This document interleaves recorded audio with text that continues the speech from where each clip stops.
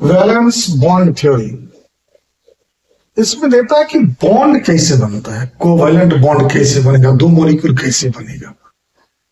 तो इसमें सबसे सिंपलेस्ट एग्जांपल लिया है formation of H2, formation of H2 molecule. अब H2 मॉलिक्यूल को कैसे फॉर्म, दो एटम है, हाइड्रोजन A, हाइड्रोजन B, दोनों के पास एक एक इलेक्ट्रॉन है।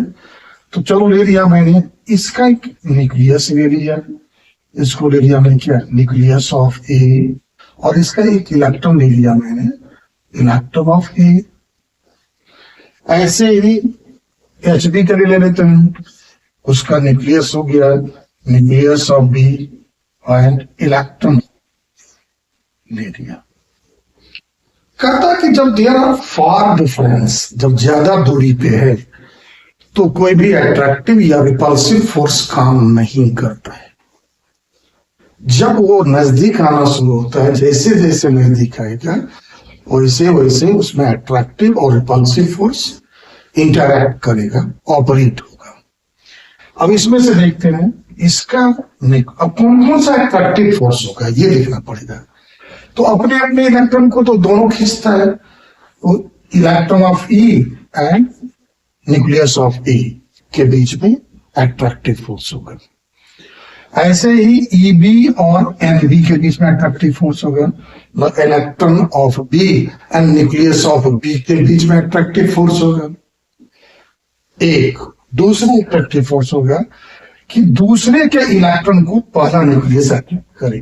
तो EB attracted by NA and EA attracted by NB, nucleus of B। मतलब क्या हो गया कि दो अपने अपने इलेक्ट्रॉन वाला होगा, मतलब attractive forces, attractive forces are, first one is EA and A and EB and B। एक अट्रैक्टिव या दो का दो इसको, दूसरा होगा EA and B and EB and A। हो गया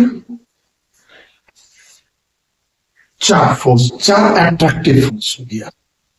अब रिपल्सिव फोर्स से देख लेते हैं, तो दोनों के न्यूक्लियस के बीच में रिपल्सन होगी, मतलब रिपल्सिव फोर्सेस कौन हो गया, और repulsive forces nucleus of A and nucleus of B. दूसरा क्या होगा, इलेक्ट्रॉन इलेक्ट्रॉन में भी रिपल्सन होती है, ई ए एंड ई बी के बीच, E A and E B. There are four attractive forces and there are two repulsive forces।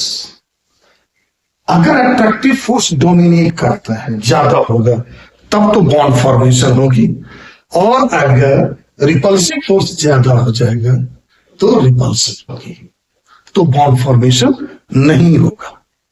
इस केस में चार अट्रैक्टिव फोर्स है, दो रिपल्सिव फोर्स है, अट्रैक्टिव फोर्स डोमिनेट कर रहा है, इसलिए बॉन्ड की फॉर्मेशन होगी।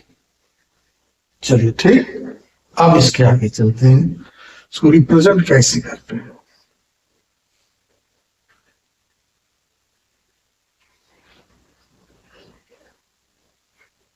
अब इस केस में देखना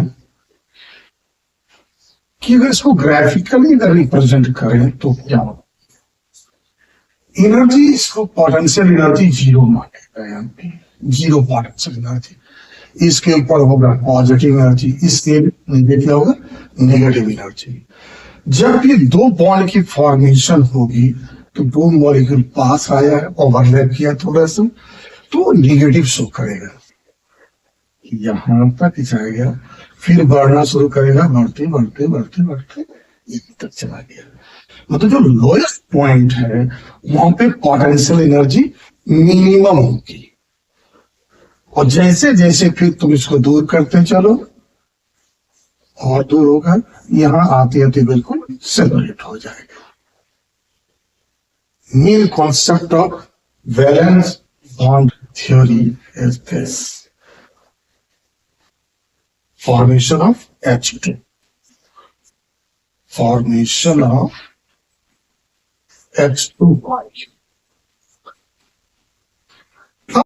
formation of H2 molecule, दो हाइड्रोजन एटम कंबाइन करके H2 फॉर्मेशन करेंगे, और एक से तो ये ओवरलैप किया है ना, ये एक्स्ट्रा एनर्जी रिलीज करेगा और मोर स्टेबिलिटी अटेन करेगा।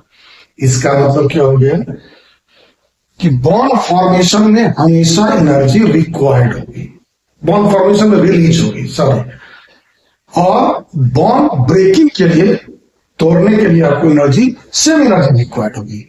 जितना वो रिलीज करेगा उतनी ही एनर्जी रिक्वायर्ड होगी। इसके लिए एग्जांपल दिया है, H2 को 435.8 न्यूटन एनर्जी दोगे तो दो हाइड्रोजन एटम में वो टूट जाएगा।